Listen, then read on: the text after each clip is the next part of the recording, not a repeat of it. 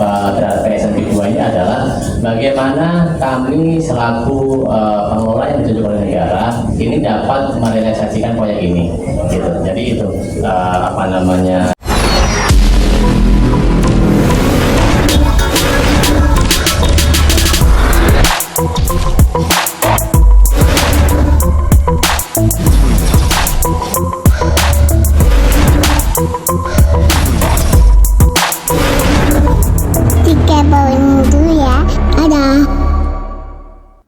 Bismillahirrahmanirrahim. Assalamualaikum warahmatullahi wabarakatuh.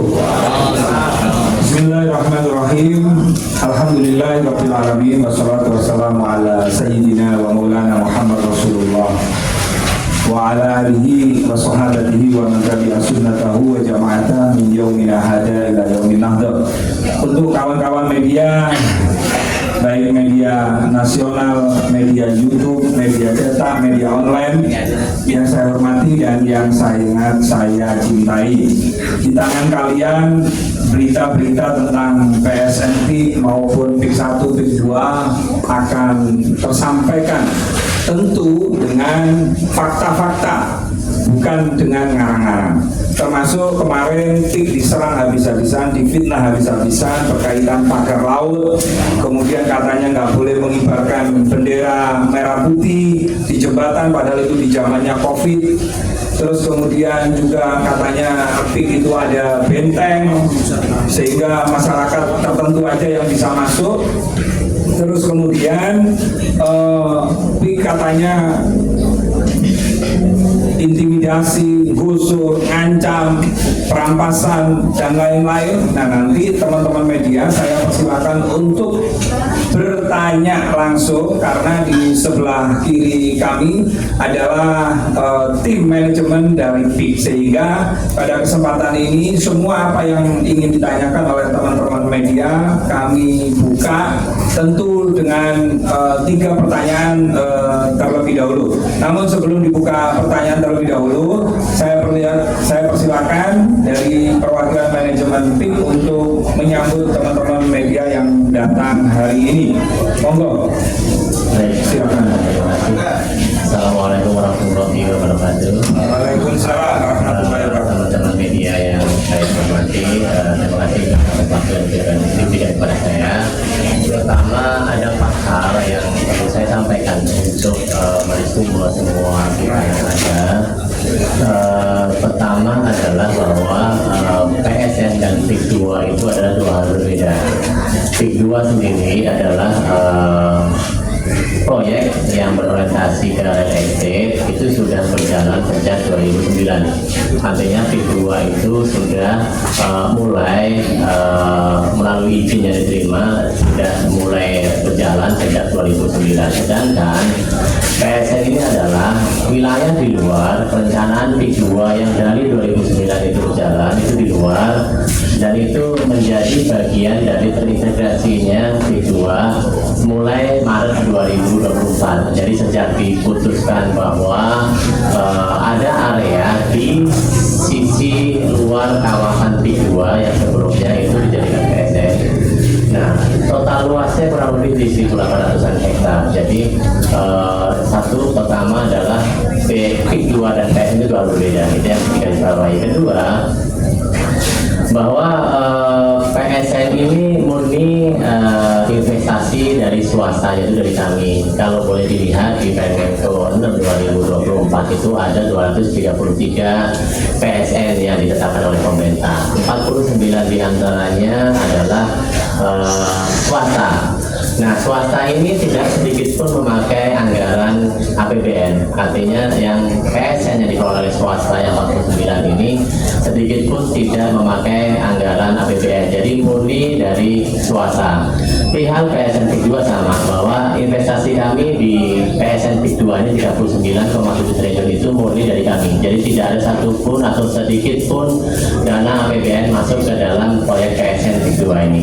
Jadi yang kedua, tadi saya sudah jelaskan, PSN PIK 2 ini murni investasi dari swasta.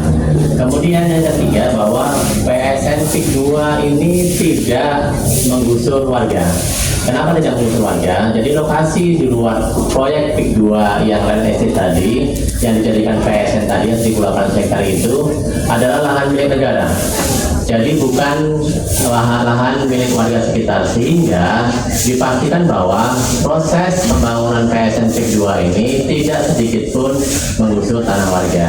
Jadi itu perlu digarisbawahi, sehingga nanti tidak simpang siur bahwa PSN dijadikan alat untuk mengusur warga, tidak. Jadi PSN ini adalah lahan milik negara yang dijadikan PSN, nanti kita kembangkan menjadi destinasi wisata.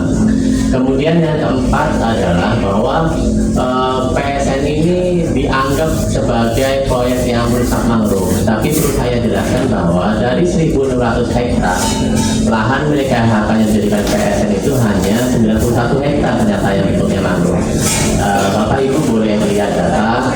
Nah, dari sedikitnya mangrove di lokasi yang dijadikan PSN ini, dengan dijadikan PSN kita merevitalisasi menjadi 515 hektar. Artinya membantah dengan tegas dengan data bahwa PSN ini tidak merusak mangrove yang ada, tapi merevitalisasi, menambah dari 91 hektar yang sudah ada menjadi 515 hektar. Kemudian terakhir, yang perlu kami tegaskan kembali bahwa berita-berita yang beredar selayaknya berdasarkan data, sehingga ini mengedukasi masyarakat apa sih dampak PSN ini gitu loh. Dampak PSN ini sangat besar Bapak Ibu. Pertama terhadap penambahan tenaga kerja. Kita lihat bahwa sekarang kondisi di mana-mana ada pemutusan hubungan kerja, dan PSN ini justru menambah. Kita menargetkan kurang lebih 6.500 tenaga kerja yang nanti akan timbul akibat PSN ini. Kemudian kami juga sudah menghitung, ternyata memang ada multiplier effect atas PSN ini. Jadi ketika PSN ini berjalan, kemudian ada beberapa restoran, beberapa tenan yang akan beroperasi di PSN ini akan menambah tenaga kerja, kurang lebih 13.000 tenaga kerja efek pengganda. Jadi jelas ini manfaatnya besar. Seharusnya ini menjadi edukasi masyarakat bahwa PSN ini tidak merusak, tapi berdampak banyak terhadap masyarakat sekitar. Mungkin itu kita buka sesi tanya jawab, nanti akan diberikan oleh Gus Rofi. Silakan. Baik, terima kasih kawan-kawan media. 3 penanya dulu yang mau tanya PSN PIK itu apa, proyek PIK itu apa. Monggo silakan teman-teman media. Ya, silakan dari mik minta tolong ini. Ya, sebutkan dari mana ya Mas ya, dari media mana? Saya Kuala dari Radio Indonesia. Assalamualaikum warahmatullahi wabarakatuh. Waalaikumsalam warahmatullahi wabarakatuh. Rofi tadi nantinya belum mengumumkan namanya, karena siapa? Oh iya. Pertanyaannya tentang yang PSN ini tadi kan sudah dijelaskan tentang untuk membangun mangrove dan lain sebagainya. Sebenarnya yang tadi dijelaskan tidak melibatkan dana APBN. Tapi sejauh ini untuk perjanjian dengan pemerintah seperti apa gitu? Karena tidak melibatkan dana APBN. Terus ada nggak, sudah dikaji nggak untuk PSN PIK ini, ada kajian tentang lingkungan, ada menimbulkan dampak lingkungan dan kajian lingkungan? Oke, dari Radio Republik Indonesia ada yang lain? Teman-teman media? Kalau nggak ada langsung kami jawab, ya. Langsung dijawab ya. Monggo silakan. Oh, Mas Adia, monggo. Dari iawnews.com. Siap.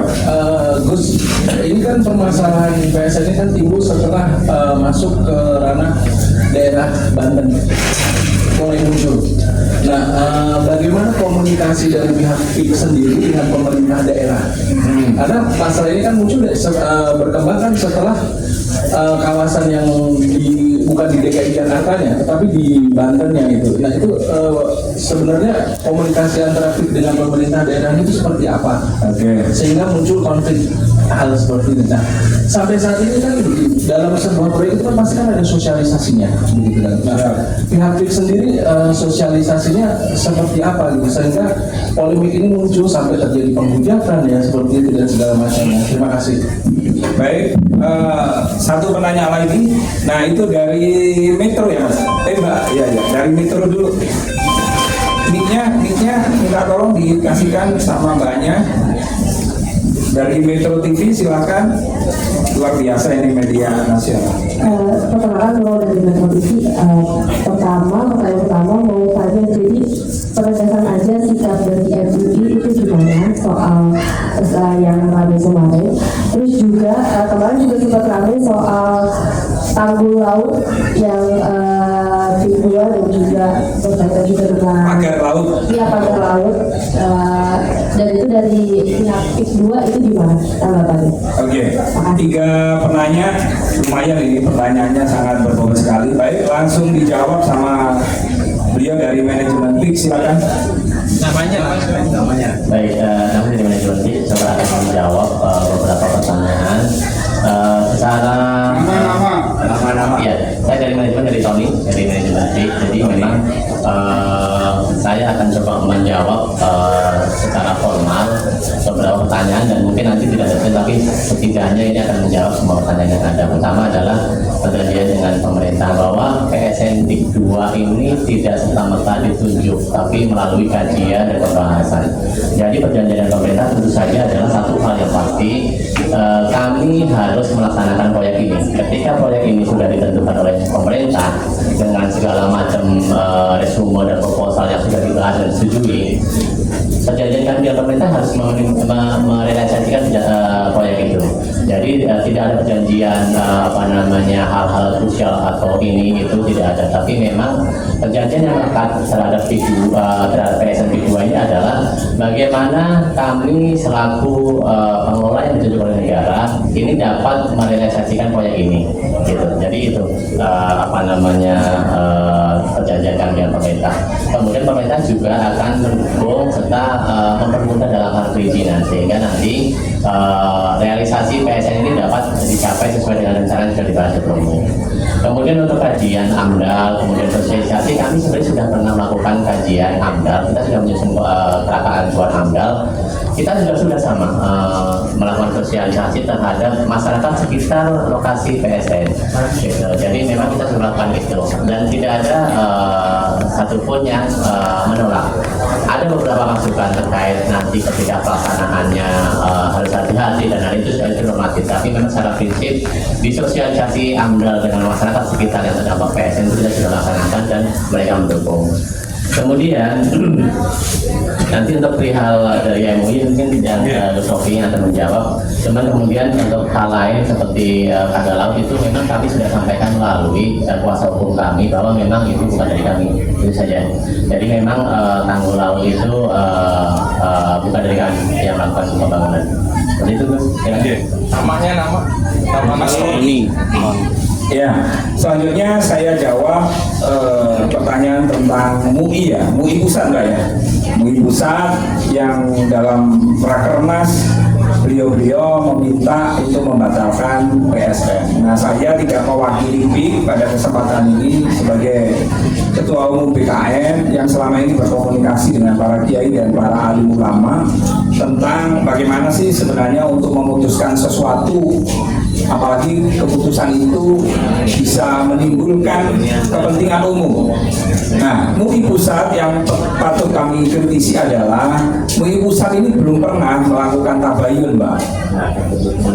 Ya, itu tolong dicatat dan saya bertanggung jawab. MUI pusat tidak pernah melakukan tabayun ketika beliau memutuskan dalam Rakernasnya untuk membatalkan PSN kepada pemerintah, minta dibatalkan. Padahal PSN PIK ini bukan kemauan dari PIK, tapi berdasarkan Perpres Presiden dan Wakil Presiden saat itu Kiai Ma'ruf Amin. Beliau juga mantan Ketua Umum MUI gitu loh. Nah, akhirnya MUI Banten kan juga kemarin bersuara juga kan itu. Nah, jadi kami menghormati itu keputusan MUI pusat seperti itu, tapi Mbok Iya sebagai seorang ulama, apalagi PSN PIK ini kan tanahnya kosong, tanah mangkrak, tanah terbengkalai yang katanya Profesor Dr. Kiai Said Agil Sirot dalam silaturahmi alim ulama yang ada di Banten kemarin, Ihya Ulmawat. Jadi kalau kita melihat tanah yang terbengkalai, tanah yang mangkrak, lalu kita tidak merawat dan tidak mengelola dengan baik, maka kita itu berdosa. Jadi negara dalam hal ini melihat tanahnya mangkrak dan terbengkalai, maka tanahnya ini diserahkan, dikelolakan, dan ada perjanjian-perjanjian termasuk mangrove 91 hektar. Di komitmen itu harus dijadikan 500 hektar, termasuk tidak boleh membangun perumahan. Nah, harusnya MUI pusat itu melakukan tabayun kepada pemerintah, Sesmenko mungkin, tabayun kepada pihak. Nah, selama ini belum dilakukan itu sama sekali. Ya, kita serahkan kepada ulama-ulama, karena ulama itu tidak hanya di MUI saja, ulama itu banyak. Seperti itu, ya Mbak ya, seperti itu. Terus yang lain?